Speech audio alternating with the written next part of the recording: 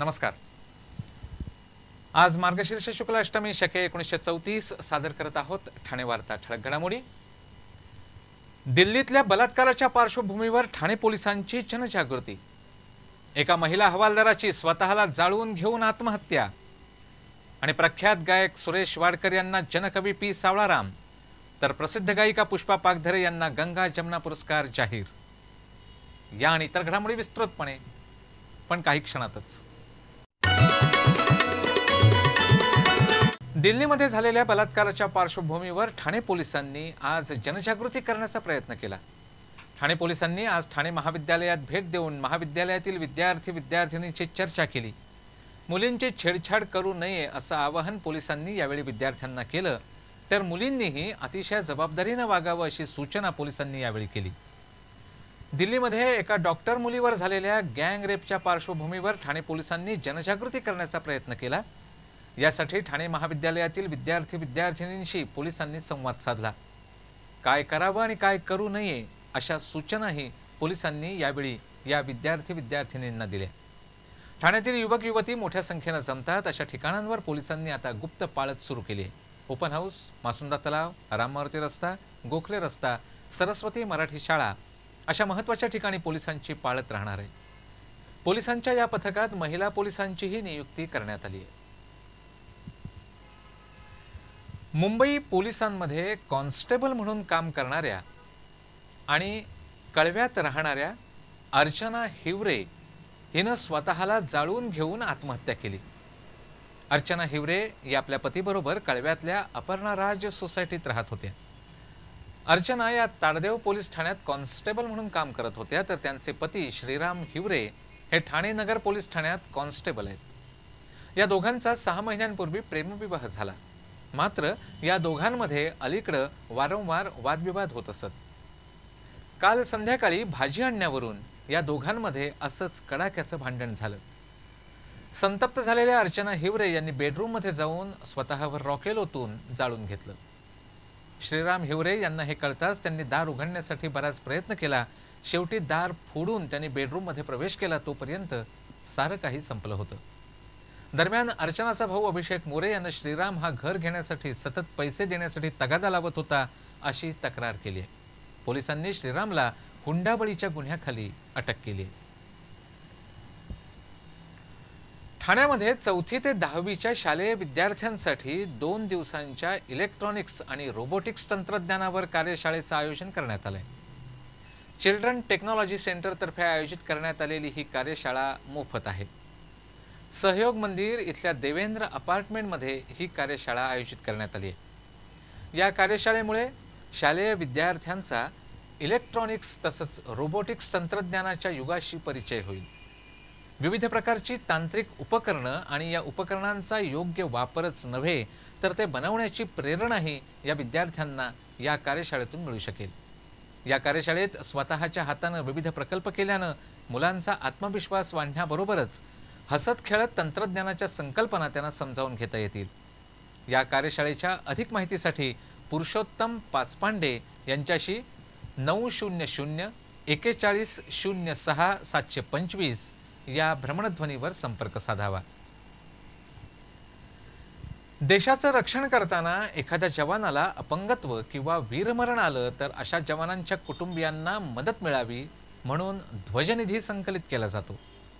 यंदा ठाणे जिल्ह्यातून 1,26,00,000 रुपये ध्वजनिधी गोळा करण्याचं उद्दिष्ट ठेवण्यात आल्याची माहिती जिल्हाधिकारी पे वेलरासू यांनी दिली। 7 डिसेंबर हा ध्वजदिन म्हणून साजरा केला जातो। या दिवसाचा औचित्य साधून जिल्हाधिकारी कार्यालयात उल्लेखनीय कार्य करणाऱ्या सैनिकांच्या मुलांचा गौरव करण्यात आला। माजी सैनिकांची मुलगी असलेल्या गार्गी देशमुखला 10वीत 96% गुण मिळाल्याबद्दल 5,000 रुपयांचा पुरस्कार देऊन तिला गौरवण्यात आलं, तर अमेरिकेत उच्च पदवी घेण्यासाठी अवंती सावंतला 35,000 रुपयांची आर्थिक मदत देण्यात आली। महिलांच्या तक्रारीसाठी असलेल्या महाराष्ट्र शासनाच्या हेल्पलाईनचा क्रमांक सिम कार्डमध्ये समाविष्ट करणं सक्तीचं करावं अशी मागणी महाराष्ट्र नवनिर्माण विद्यार्थी सेनेनं केली आहे। पोलीस आयुक्तांना दिलेल्या एका निवेदनात ही मागणी करण्यात आली। दिवसेंदिवस महिलांवर होणारे अत्याचार, छेडछाड या प्रकारांमध्ये वाढ होताना दिसते। ठाणे पोलीस आयुक्तालयात महिलांच्या छेडछाडी विरोधात मोहीम सुरू करण्यात आली आहे। या अनुषंगानं महाराष्ट्र नवनिर्माण विद्यार्थी सेनेनं पोलीस आयुक्तांना दिलेल्या निवेदनात ही मागणी केली आहे। महाराष्ट्र शासनानं महिलांच्या तक्रारीसाठी 24 तास सहाय्य करणारी एक हेल्पलाईन सेवा सुरू केली आहे। या हेल्पलाईन सेवेचा क्रमांक 103 असा आहे, परंतु याविषयी बहुतांश महिलांना माहिती नाही। मोबाईल सेवा पुरवणाऱ्या सर्व कंपन्यांना महिलांसाठी सहाय्य करणाऱ्या या अत्यावश्यक सेवेचा 103 क्रमांक त्यांच्या सिम कार्डमध्ये समाविष्ट करणं सक्तीचं करावं, अशी मागणी महाराष्ट्र नवनिर्माण विद्यार्थी सेनेनं केली आहे। गुजरातमध्ये भारतीय जनता पक्षाला मिळालेला विजय आज भारतीय जनता पक्षाच्या ठाण्यातल्या कार्यकर्त्यांनी जल्लोषात साजरा केला। भारतीय जनता पक्षाला गुजरातमध्ये सलग 5व्यांदा सत्ता मिळाली आहे, तर मुख्यमंत्री नरेंद्र मोदी यांच्या नेतृत्वाखाली सलग 3ऱ्यांदा निवडणूक जिंकल्याचा आनंद आज ठाण्यातल्या कार्यकर्त्यांनी मोठ्या जल्लोषात साजरा केला। भारतीय जनता पक्षाच्या ठाण्यातील खोपट इथल्या कार्यालयासमोर कार्यकर्त्यांनी हा जल्लोष साजरा केला। यावेळी ढोल ताशांच्या गजरात एकमेकांचं अभिनंदन केलं जात होतं, तसंच साखर पेढे वाटून या विजयाचा आनंदही साजरा केला जात होता। भारतीय जनता पक्षाला गेल्या निवडणुकीत 117 जागा मिळाल्या होत्या, तर या निवडणुकीत गुजरात परिवर्तन पक्षाचं आव्हान समोर असताना सुद्धा पक्षाला 116 जागा मिळाल्या। नरेंद्र मोदी आता 3ऱ्यांदा मुख्यमंत्री होणार असून पक्षाच्या कार्यकर्त्यांनी पक्षाच्या गुजरातमधील विजयाचा आनंद मोठ्या जल्लोषात साजरा केला।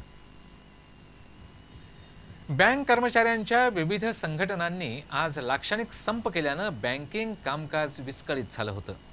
या देशव्यापी संपात ठाण्यातील बँक कर्मचारीही सहभागी झाल्यानं राष्ट्रीयकृत बँकांचं कामकाज विस्कळीत झालं होतं। संसदेमध्ये बँकिंग सुधारणा विधेयक मंजूर करण्यात आल्याच्या विरोधात या लाक्षणिक बंदची हाक देण्यात आली होती।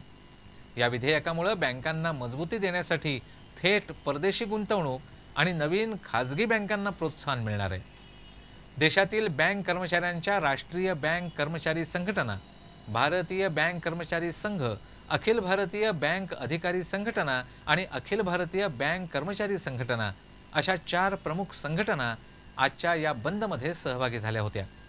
या संपामुळे आज चेक क्लिअरिंगचं कामकाज होऊ शकलं नाही, याचा फटका इतर बँकांनाही बसला।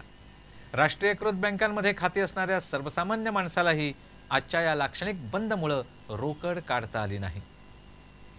ठाणे महापालिकेच्या सर्वसाधारण सभेत मंजूर करण्यात आलेले प्रस्ताव गायब होण्यावरून मोठा गदारोळ झाला। ठाणे महापालिकेच्या सर्वसाधारण सभेत विविध विषयांवरील प्रस्ताव मंजूर केले जातात।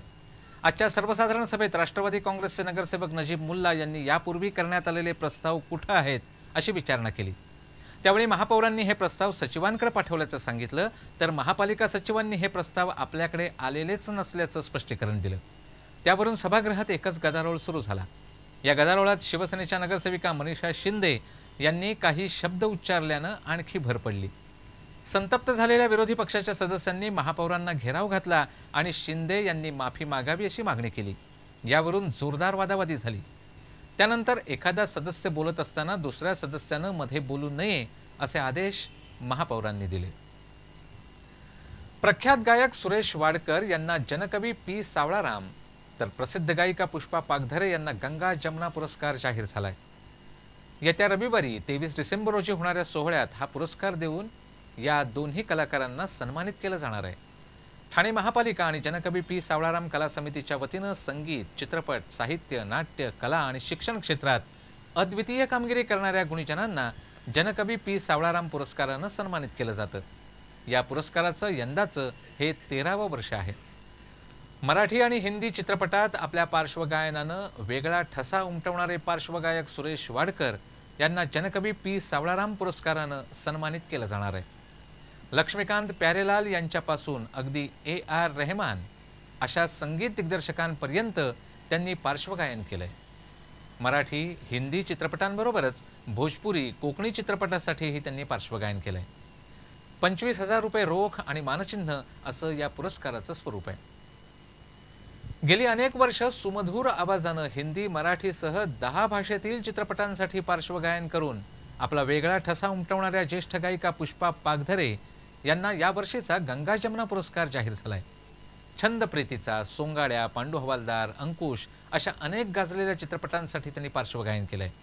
1976 आणि 1981 मध्ये त्यांना महाराष्ट्र राज्य पुरस्कारानेही सन्मानित करण्यात आलं होतं. गंगा जमुना पुरस्काराचं स्वरूप 25,000 रुपये रोख आणि सन्मानचिन्ह असं आहे.